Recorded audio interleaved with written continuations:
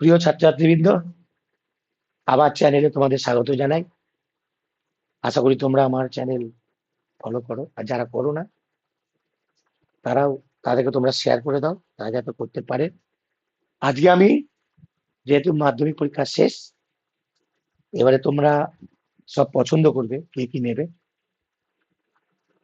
আমি আজকে বাণিজ্য বিভাগে, মানে যারা কমার্স নেবে তাদের জন্য অ্যাকাউন্টেন্সি সাবজেক্টটা শুরুতে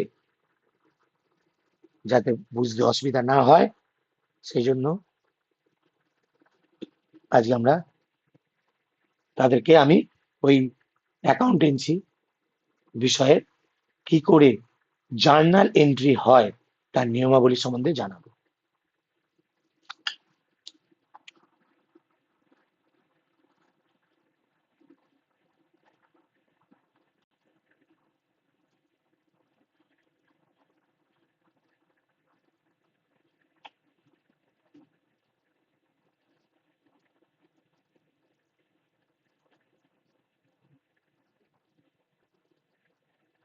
প্রথমে তোমাদের যে অধ্যায়টা থাকবে অ্যাকাউন্টেন্সিতে, সেটা হচ্ছে অ্যাকাউন্টিং ইকুয়েশন। ওটা অনেকটাই সোজা, যেমন তোমরা যারা কমার্স বিভাগ নেবে, আর যদি সেটা আমি পরে আলোচনা করে দেবো। আজকে সারা জীবন অ্যাকাউন্টেন্সি পড়তে গেলে যেটা সবার আগের প্রয়োজন, রুলস, জার্নালের রুলস, সেটা আমি তোমাদেরকে বলবো। এই জার্নাল কি পরে বলছি।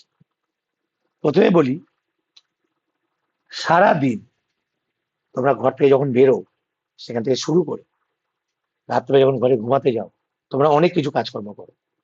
বেরোলে, বন্ধুর সঙ্গে গল্প করলে, দোকানে খাওয়া দাওয়া করলে, তারপরে স্কুল যাওয়ার সময় দুটো পেন কিনলে, গেলে স্কুলে দৌড়াদৌড়ি করলে, এই সবগুলোই। এবং তোমাদের বাবারা নিশ্চয়ই কেউ বিজনেসম্যান, কেউ চাকরি করেন। যারা বিজনেসম্যান, ব্যবসায়ী লোক, এমনকি সরকারি চাকরি যারা আছে, তাদেরও অনেক অনেক অফিসে এই অ্যাকাউন্টস মেনটেন করতে হয়। তো একটা বিজনেস বা কারবার বা সংস্থা সকাল থেকে আরম্ভ করে রাত্রি পর্যন্ত যে যে কাজগুলো করে, সেগুলো সবগুলোকেই বলা হয় ঘটনা। ঘটনা বলে, মানে যাওয়া, ক্যাশিয়ার বাবু এলেন, এক গ্লাস জল খেলেন, চা খেলেন, চা আনতে দিলেন, চা খেলেন, কিছু পয়সা পেমেন্ট করলেন, বা তোমার যদি তুমি বিজনেসে আছো, কাউকে কিছু ধার দিলে, দোকান থেকে কিছু জিনিসপত্র কেনাকাটা হলো, রাত্রে বেলায় কিছুক্ষণ পার্কে ঘোরা হলো, এগুলো সবই একটা ঘটনা। এর মধ্যে কিছু ঘটনা আছে যেগুলো আমরা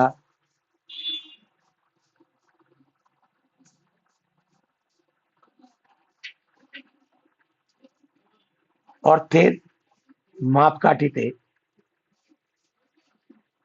মাপকাঠিতে পরিমাপ করতে পারবো, মানে পরিমাপ যোগ্য।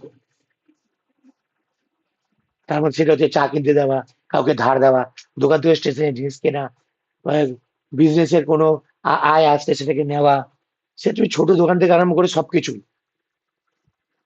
তাদের মধ্যে যেগুলো অর্থের মাপকাঠিতে পরিমাপযোগ্য, সেগুলোকেই কিন্তু তারা, মানে ক্যাশিয়ার যিনি, তিনি খাতায় লিখে রাখবেন।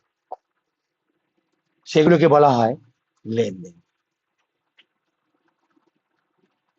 লেনদেন, দেখো, লেনদেন, নেওয়া দেওয়া, পরিষ্কার হিসাব, লেনদেন, নেওয়া দেওয়া। তো সারা ঘটনার মধ্যে শুধুমাত্র সেগুলোই লেখা হবে যেগুলোকে অর্থের মাপকাঠিতে, মানে পয়সার বিনিময়ে বা টাকার বিনিময়ে আমরা জাজ করতে পারবো। ধারে যে মালটা কিনবো, সেটাও তাকে তো পরে পয়সা দিতে হবে, সেই পয়সাটা লিখে রাখার দরকার পড়ে। এই সব কিছু প্রয়োগ করা যাবে, আর সেগুলোকে বলা হয় লেনদেন।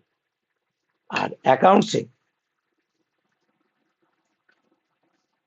এই লেনদেনেরই হিসাব রাখা হয়, সেই হিসাবকে বলা হয় এন্ট্রি, বাংলায় বলা হয় দাখিলা। অ্যাকাউন্টেন্সিতে বাংলা তো খুব বেশি তোমরা পড়বে না, থিওরিটা বাংলায় পড়বে, বাকি সবই তোমাকে ইংলিশে করতে হবে। ইংরেজি বলে এন্ট্রি, বাংলা বলায় দাখিলা। তা এই যে দাখিলা করব,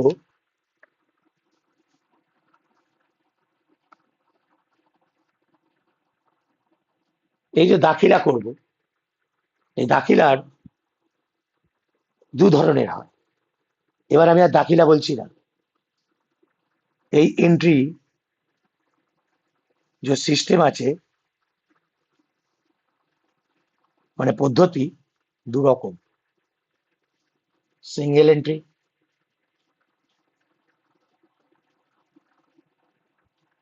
আর ডাবল এন্ট্রি। একতরফা, দ্বিতরফা। ওই যে বললাম লেনদেন, এই দ্বিতরফা। সিঙ্গেল এন্ট্রি সম্বন্ধে এখন আমি কোনো কথা বলবো না, এখন বলতে গেলে অনেক কথা বলতে হবে।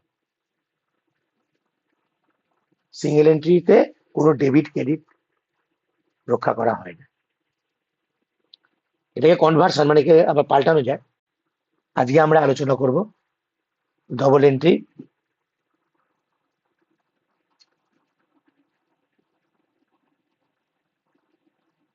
সিস্টেম।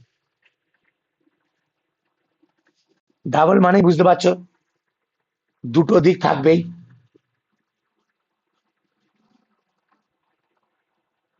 আর এই দুটো দিক, একটাকে বলা হয় ডেবিট,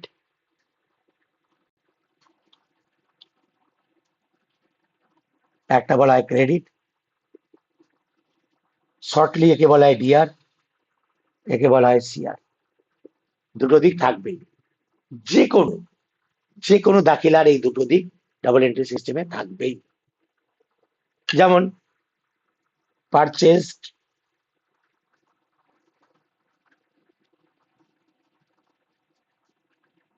ফার্নিচার,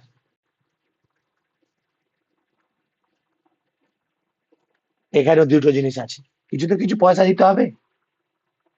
দেখো তুমি ফার্নিচার কিনলে, পারচেজ মানে কেনা, ফার্নিচার কিনলে তোমার টাকা দিতে হলো। আর যদি উল্টো হয়, সবকিছু সেল, ফার্নিচার, ফার্নিচার তুমি বিক্রি করলে তোমার কাছে টাকা এলো, সব দুটো থাকবে, একদম থাকতে বাধ্য।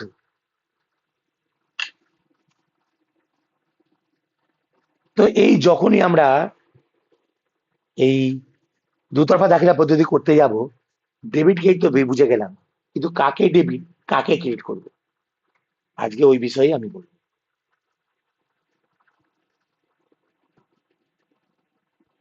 সেটা হচ্ছে, ধরো বিজনেসে আমাদের ব্যক্তির সঙ্গে লেনদেন হতে পারে, আমরা দোকানে গেলে জিনিসপত্র কিনতে পারি। আবার আমাদের এমন কিছু আছে যেগুলো আমাদের বহুদিন যাবত আমাদের, যেমন আমরা ধরো ইয়ে ফার্নিচার কিনলাম, ফার্নিচারটা আমাদের সাথে অনেকদিন থাকবে। অ্যাকাউন্টসের ভাষায় ফার্নিচারকে অ্যাসেট বলা হয়, মানে সম্পত্তি। কিন্তু কিছু খরচ আছে, তোমার যারা লেবার কাজ করছে, লেবারদের তুমি মজুরি দেবে, এই মজুরি তো খরচ, কিন্তু তোমার কাছে থাকছে না, বা ওরা যা লেবার দিচ্ছে সেটাও আবার যে একইভাবে দিয়ে যাবে সেটাও বলা যায় না, মানে তোমার কাছে বহুদিন ধরে থাকার মতো না, মানে সম্পত্তি নয়, সেগুলো খরচা। আবার কিছু পুরনো জিনিস বিক্রি করে দিলে তোমার কিছু পয়সা এলো, সেগুলো আয়। তো এই বহু ধরনের জিনিস এর সঙ্গে জড়িত। সেই কনফিউশন হাঁটানোর জন্যে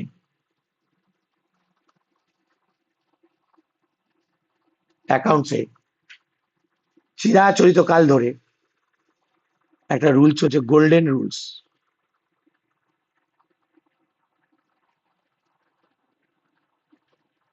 এটা ব্রিটিশ আমল থেকে চলছে। গোল্ডেন রুলে কি করা হয়েছে, তিন ভাগে অ্যাকাউন্টসকে ভাগ করে দেওয়া হয়েছে, সমস্ত অ্যাকাউন্ট। একটা পার্সোনাল অ্যাকাউন্ট,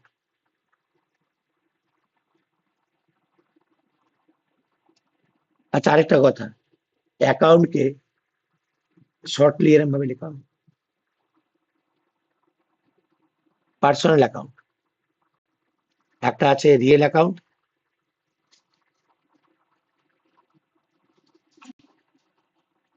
আর একটা আছে নমিনাল অ্যাকাউন্ট।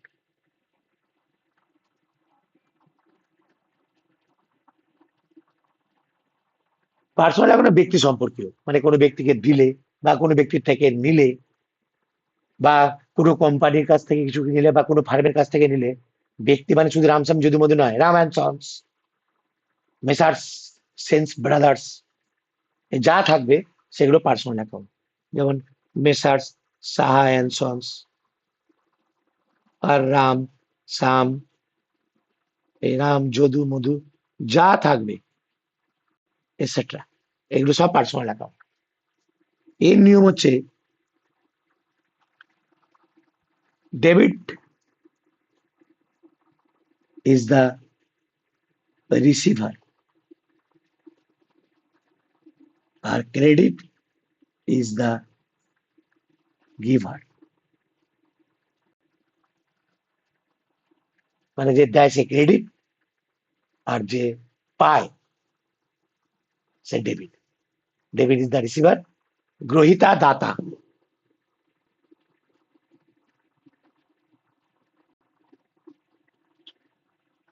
রিয়েল অ্যাকাউন্ট সম্পত্তি, যত ধরনের সম্পত্তি আছে সেগুলো সব রিয়েল অ্যাকাউন্টের মধ্যে পড়ে।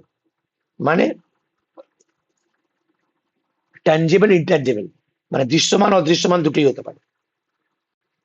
যেমন কিছু আছে গুডউইল, সুনাম, সুনাম সম্পত্তি দেখা যায় না, সেটাও যেমন হবে তেমনি বিল্ডিং, মেশিনারি, ফার্নিচার, সেগুলো হবে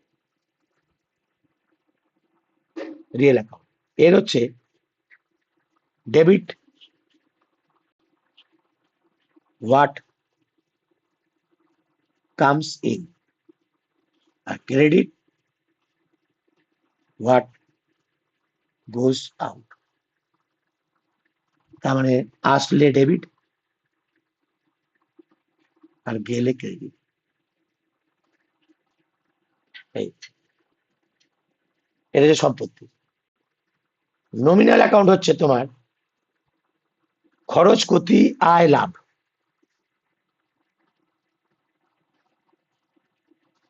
খরচ, ক্ষতি, আয়, লাভ, এই চারটে পদ। খরচ, ক্ষতি, আয়, লাভ, এগুলো নমিনাল অ্যাকাউন্ট। এর ডেবিট কি হচ্ছে all expenses and losses are debit, all incomes and gains are credit। expenses, losses, expenses মানে খরচ, লস মানে হচ্ছে ক্ষতি, ইনকাম মানে হচ্ছে আয়, যদিও লেখার দরকার নেই তবু লিখে দিলাম, আর গেইন মানে হচ্ছে লাভ। এই এই গোল্ডেন রুলের উপর বেস করে পুরো অ্যাকাউন্টস দাঁড়িয়ে আছে। তুমি যে কোনো জিনিস আনবে বা ভাববে, দেখবে গোল্ডেন রুলস এর বাইরে নেই। কিছু কিছু জিনিস যেগুলো মনে হয় রুলস এর বাইরে আছে, না, সেটাও রুলস এর বাইরে হয় না। এটা ব্রিটিশ অ্যাপ্রোচ অ্যাকচুয়ালি, যেটাকে স্বর্ণ নিয়ম বলা হয়। তিনটে অ্যাকাউন্টে ভাগ করেছি, পার্সোনাল, রিয়েল আর নমিনাল। পার্সোনাল হচ্ছে ডেবিট ইজ দ্য রিসিভার, গ্রহিতা debit, credit is the giver. আর real account debit what comes in, credit what goes out, credit what goes out. Nominal account all expense আর losses are debit, মানে সমস্ত খরচ ক্ষতি debit হবে আর সমস্ত আয় লাভ ক্রেডিট হবে। এটা পুরো হচ্ছে তোমার গোল্ডেন, একদম মাথার মধ্যে। যখনই তোমরা হিসাব শাস্ত্র অ্যাকাউন্ট শিখবে এটাকে একদম এমন করবে যেন তোমাদের ঠোঁটের ডগায় থাকে। এটা গোল্ডেন রুল। আজকে এই রুল দিয়েই আমি কতগুলো তোমাদের বলবো।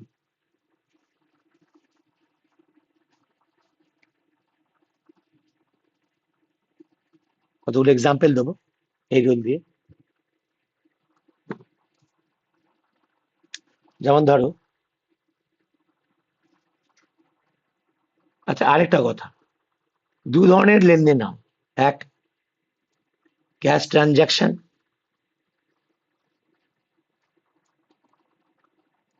মানে নগদ লেনদেন।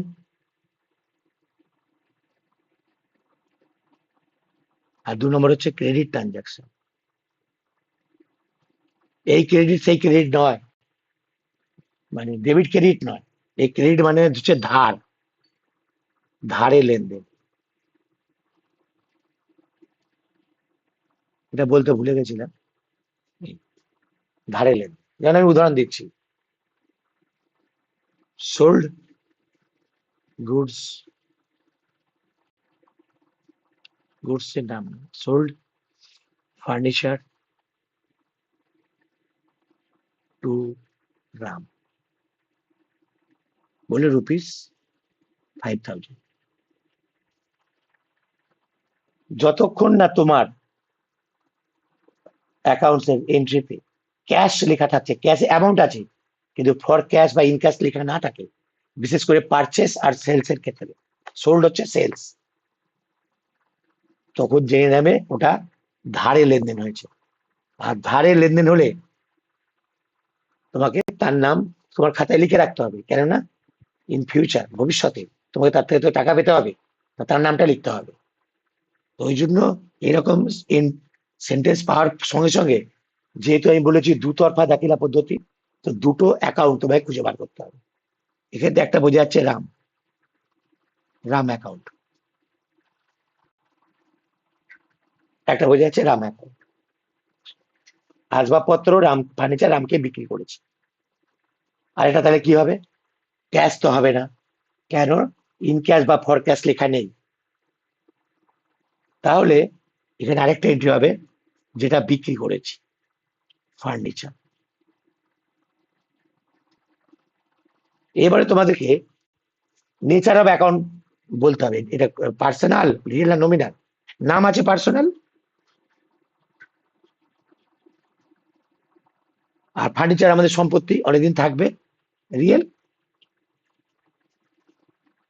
এবার দেখতে হবে পার্সোনাল হলে তোমার দুটো হিসেব, এ রিসিভার না গিভার। একটা পরিষ্কার কথা, যখনই অ্যাকাউন্টস এর জার্নাল করবে, ভাববে, তুমি নিজেকে একটা বিজনেস ভাববে, মানে তোমার কাছ থেকে যাচ্ছে না তোমার কাছ থেকে আসছে, তোমার কাছ থেকে সে পাচ্ছে না তুমি তার কাছ থেকে পাচ্ছ, সবসময় তোমাকে দিয়ে ভাববে। সোল্ড ফার্নিচার টু রাম, মানে রামকে বিক্রি করেছো, তো রাম তো রিসিভার, গ্রহিতা, তাহলে গ্রহিতা হলে ডেবিট হবে। ফার্নিচার রিয়েল অ্যাকাউন্ট, সম্পত্তিতে একটা কথা ছিল, আসলে ডেবিট, গেলে ক্রেডিট। বারবার বলছি তোমার দিক থেকে চিন্তা করবে, তোমার থেকে সম্পত্তিটা যাচ্ছে না তোমার কাছে সম্পত্তিটা আসছে, যাচ্ছে, গেলে ক্রেডিট। প্রথমে এইভাবে তোমাকে নেট প্র্যাকটিস করতে হবে, বলে নেট প্র্যাকটিস, তারপরে ফাইনালে জার্নাল ছক করে তোমায় লিখতে হবে রাম অ্যাকাউন্ট ডেবিট টু, ওখানে ক্রেডিট লেখা যায় না, একটু ছেড়ে দিয়ে টু লিখতে হবে, টু ফার্নিচার অ্যাকাউন্ট। এই এটা আগে কিছুদিন প্র্যাকটিস করে নেবে, যে একটা সেন্টেন্স পাবে, তার মধ্যে থেকে দুখানা এন্ট্রি কিভাবে তুমি বার করবে, যেটা ফ্রুটফুল, মানে যেটা কাজে লাগবে ভবিষ্যতে। এখানে ডেট থাকবে, ডেট, এখানে কিছু ডেট থাকবে, সেই ডেটে তুমি দেখলে বুঝতে পারবে, এন্ট্রি দেখে, যে কি হয়েছিল পরিষ্কার, যে রাম ডেবিট, মানে রামকে কিছু দিয়েছিলাম, Ram account debit two furniture account.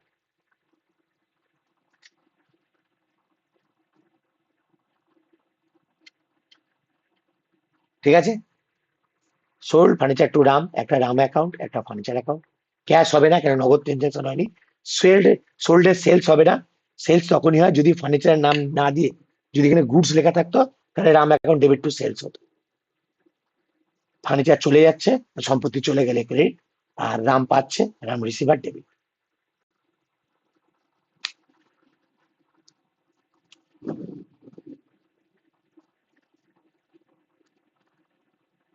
আরেকটা দেখাচ্ছি,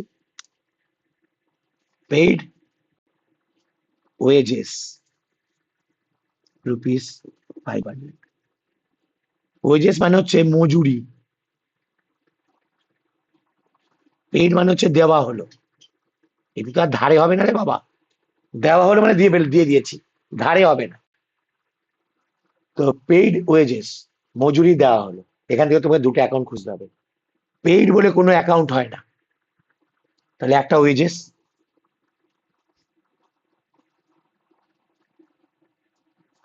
আর এটা কি মজুরি, তো চোখে দেখা যায় না, মজুরি কি হিসাবে দিয়েছো, টাকা।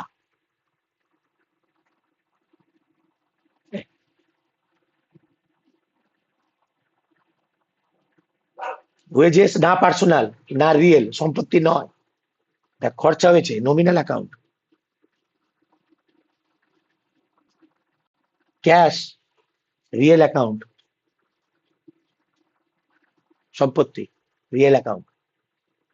এবার মজুরি দেওয়া হলো, নমিনাল অ্যাকাউন্টে দেখবে খরচ হয়েছে না আয় হয়েছে, দেওয়া হলো, যদি দিয়ে থাকো এটা খরচ, খরচ হলে ডেবিট। ক্যাশ সম্পত্তি, রিয়েল অ্যাকাউন্টে দেখতে হয় আসছে না যাচ্ছে, ক্যাশ গেল, cash credit.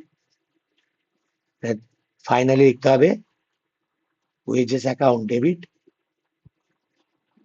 Two cash account.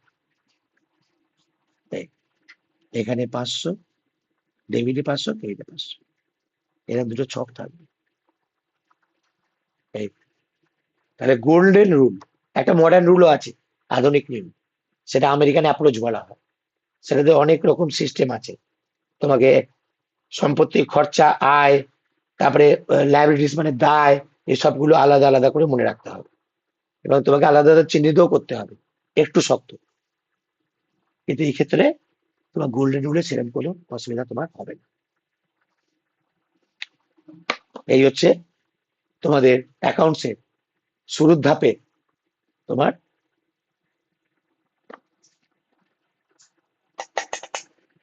শুরুর ধাপের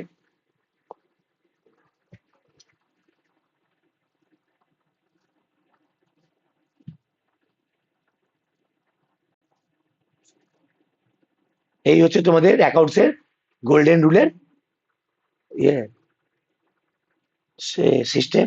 এটা যদি ভালো করে শিখতে না পারো, অ্যাকাউন্টস পরে গিয়ে তোমাদের মুখস্থ করতে হবে ছক।